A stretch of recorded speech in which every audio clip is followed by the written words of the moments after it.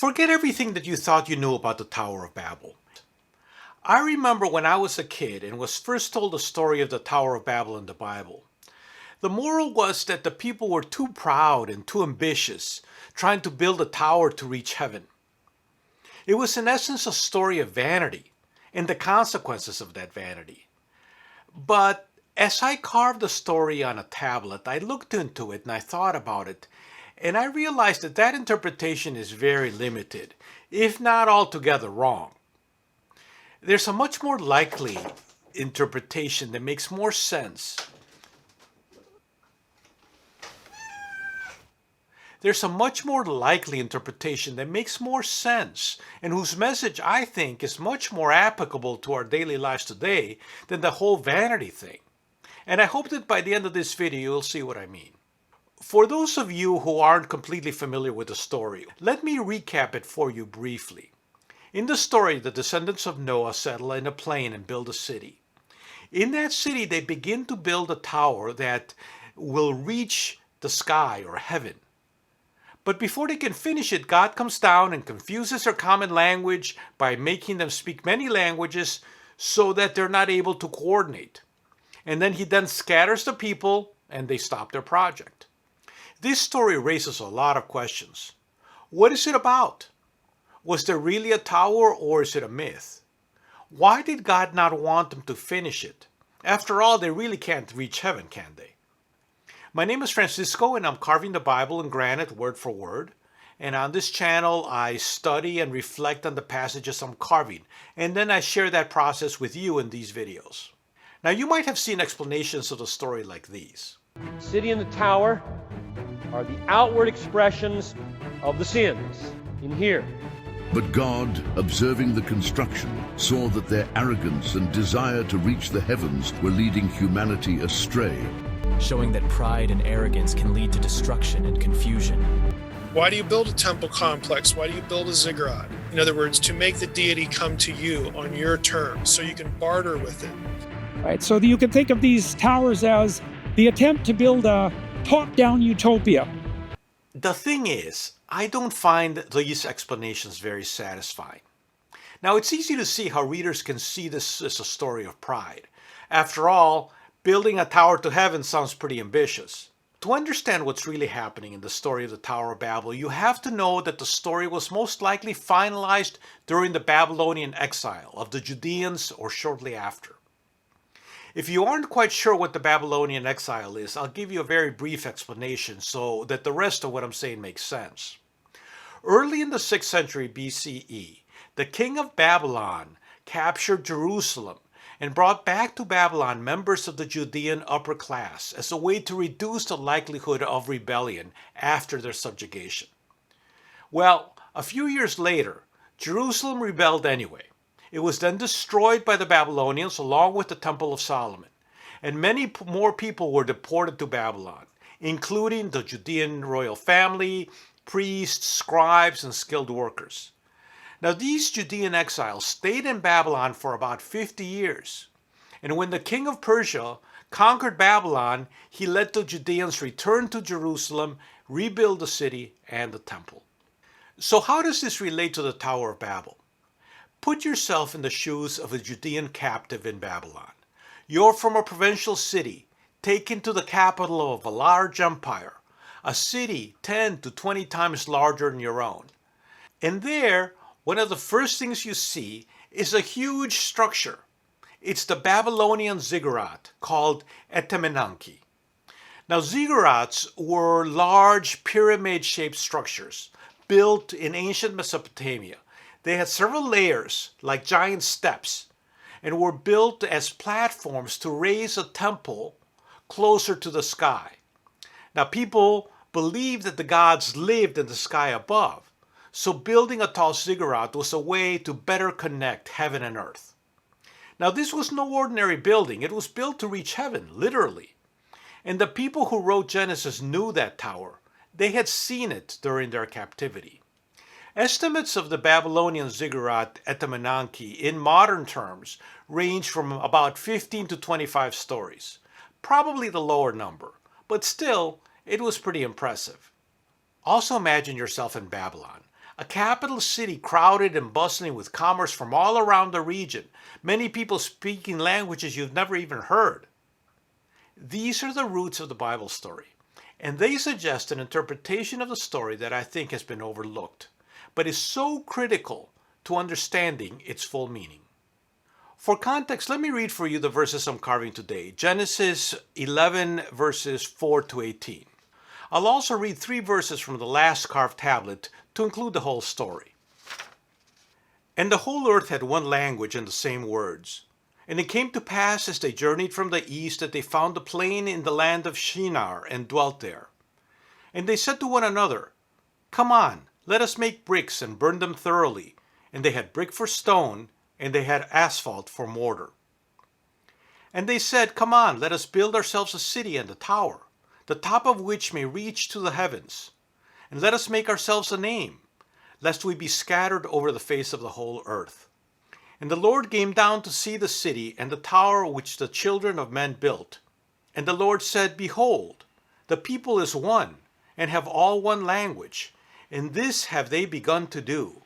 And now will they be hindered in nothing that they meditate doing. Come, let us go down and there confound their language, that they may not understand one another's speech. And the Lord scattered them from there over the face of the whole earth, and they left off building the city.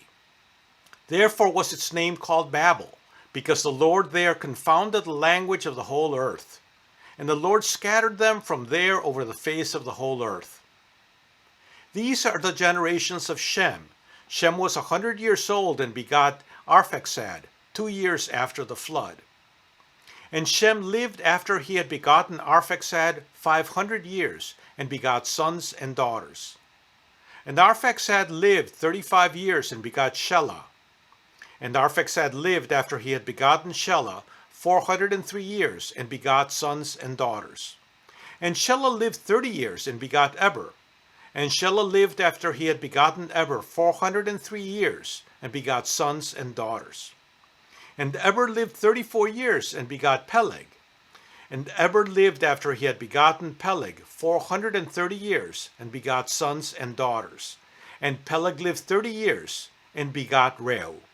Let's take a closer look at Genesis 11 verse 4, because it tells us exactly why the people wanted to build the tower.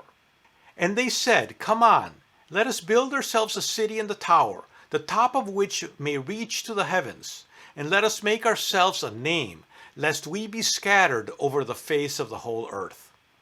Now this verse is usually read as a story of arrogance, people trying to make a name for themselves, reaching for heaven and defying God.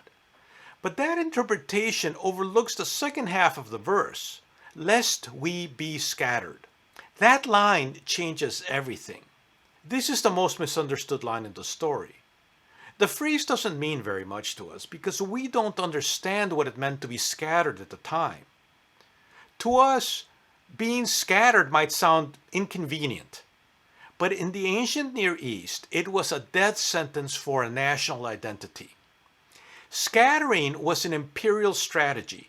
The Assyrian Empire, for example, used forced relocation to break up conquered nations, moving the people across the empire to prevent rebellion. It disrupted leadership, erased identities, made people easier to control. Now, this actually happened to the northern kingdom of Israel. After Assyria conquered it, most of its population was deported and lost to history. The tribes of the northern kingdom disappeared through scattering and assimilation, exactly what the people in verse 4 of this story are afraid of. And scattering also happened to Babylon. Earlier in its history, they were also conquered by Assyria. Their ziggurat, their tower, was destroyed and rebuilt several times. So scattering was well understood by the Judeans who compiled Genesis. So what's happening in verse 4? The people are afraid, not proud. They fear being scattered and losing their identity. The tower is a symbol of strength, unity, and presence. And making a name isn't about ego, it's about survival. It's a way of building a reputation to deter attack, to make sure you won't be forgotten, or erased. This verse isn't about vanity, it's about self-preservation.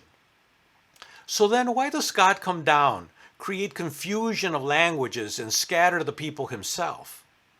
Let's look at verses 5 and 6, where the tone of the story shifts. And the Lord came down to see the city and the tower which the children of men built. And the Lord said, Behold, the people is one, and have all one language, and this they have begun to do. Now will they be hindered in nothing that they meditate doing. These might sound like God is afraid of human ambition, as if their unity makes them too powerful. But that raises a question. Why would an all-powerful God feel threatened? Here's a different way to read it. These verses reflect a mindset not of a threatened deity, but of an imperial ruler, the kind Judeans would have known from their own experience with Assyria and Babylon. When a dominant empire saw one of its vassal states getting too strong, too unified, it took action. It might say in effect, these people are united. Look at what they're building. If we don't act, nothing will stop them. In this context, God is portrayed like an ancient emperor, watching a rising city, measuring its potential and deciding to intervene before it becomes a threat. For the Judeans who had lived through imperial control and exile, this framing would have been very familiar. So why does God confuse their language? Why not just knock down the tower? In many ways, the confusion of languages functions as an origin story for the many human languages. After all, up to this point in Genesis, everyone descended from Noah, so where did all the different languages come from? This story provides an answer. But that is a secondary issue. More important is what happens in verse 8. And the Lord scattered them from there over the face of the whole earth, and they left off building the city. In the logic of ancient empire, this is the exact tactic a dominant power would use to neutralize a potential rebellion. Break up a unity and relocate the people to prevent consolidation. It's a direct echo of history. The Judeans, who compiled this story during or after their own exile, knew that they had come dangerously close to being erased. The northern kingdom of Israel had already been scattered by Assyria. So, in this story, God acts like an imperial king. He sees a unified people, interprets it as a threat, and scatters them. So, what does this all mean? The Tower of Babel isn't just a story about bricks and pride. It's a story about fear. The fear of being conquered, the fear of being scattered, the fear of being erased, the fear of losing their identity. In the story, the builders of the tower tried to protect themselves by building a name, a monument to unity and permanence. But that strategy failed. They were scattered anyway. And yet the story doesn't end there. Right after Babel, the text shifts. No more towers, no more buildings. Instead, we're introduced to a genealogy that results in Abraham and the new kind of foundation. Not a building, but a promise. A story built on faith. That story has carried the Jewish people through exile, conquest, diaspora, persecution. They survived the Babylonians and the Persians, the Greeks and the Romans, the Franks and the Ottomans, the Cossacks and the Nazis. While empire after empire crumbled, their identity endured. Not because of what they built, but because of what they remembered and passed on. That contrast still matters today. Taking steps out of fear can backfire and betray the very things we claim to believe and hold important. For example, in the Gospel of Matthew, Jesus says to welcome the stranger. But some Christians fear the outsider or fear losing their jobs and build walls instead. In the Sermon on the Mount, we're told to love our enemies, but fear makes us arm ourselves instead. When fear drives our choices, the real danger is forgetting who you are and in doing so becoming spiritually scattered, losing your identity and foundational story, and slowly being assimilated into our modern day empire. The builders of the Tower of Babel feared being scattered and tried to defeat that fear with a tower of bricks. The Judean exiles feared being forgotten, but they chose to remember. One built with bricks, one told a story. And it's the story that survived.